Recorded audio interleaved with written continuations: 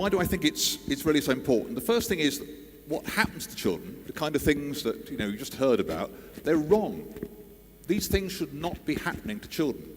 Children shouldn't be working in brick factories. They shouldn't be working on machetes in cocoa farms. They should be in schools or safe at home.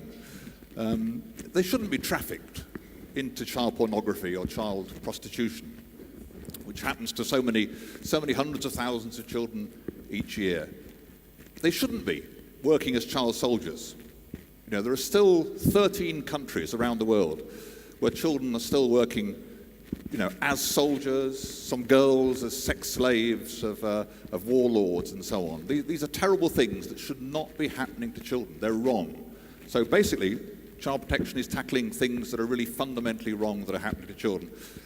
The second reason is the numbers that you've already heard about. The numbers of children affected by these things are, in the millions. We've heard about the 115 million children in the worst forms of child labour. 79 million women and girls who've suffered female genital mutilation, cutting. The children, 300,000 children working in armed forces and groups or involved in armed forces and groups. So the numbers of children are enormous. And we're saving the lives, increasingly managing to save the lives of children around the world. They're surviving, but are they thriving? Do they simply become one of these millions of children that are working, that are sexually exploited, that are caught up in conflicts and wars and so on?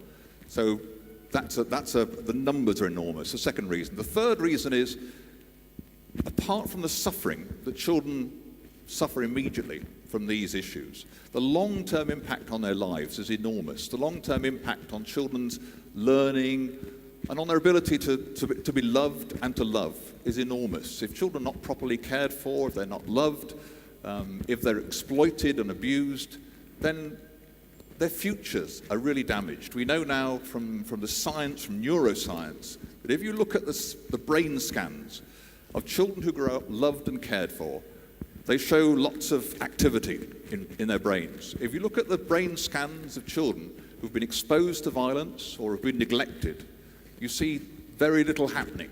Their brain development is stunted, and that has huge impacts on the kind of person they become. They become much less of the person they could have been because of the experiences they've had, the violence or the abuse or the exploitation that they've had. So it has a very direct impact on these children's lives. Fourthly, it has a big impact on the societies in which they live. It has a huge cost to those societies, of these children that are suffering. And it also gets in the way of helping those countries achieve the development goals that we want. We want all children in school. We want all children surviving. Actually, what happens is that in so many cases, children who are married, for example, at an early age, will die because they're having babies too young. They become part of that dreadful statistic about maternal mortality. If they're working, they won't go to school, so we won't be able to achieve the goal of universal primary education. So these are very heavy costs for the future of what happens to children. And finally, just to conclude by saying the final reason why I think child protection is so important is, as Noni said, that children have the right to be protected from violence, from abuse, from neglect, and from exploitation. 193 countries around the world have committed themselves to the obligation to protect their children, and they're not doing enough. And what we want to do is to get every child safe, every child protected, whether it's on the street or in their homes or in their schools or in their workplaces if they have to work. That's what child protection is about, and why I really believe it's so vitally important that it's a crucial development issue.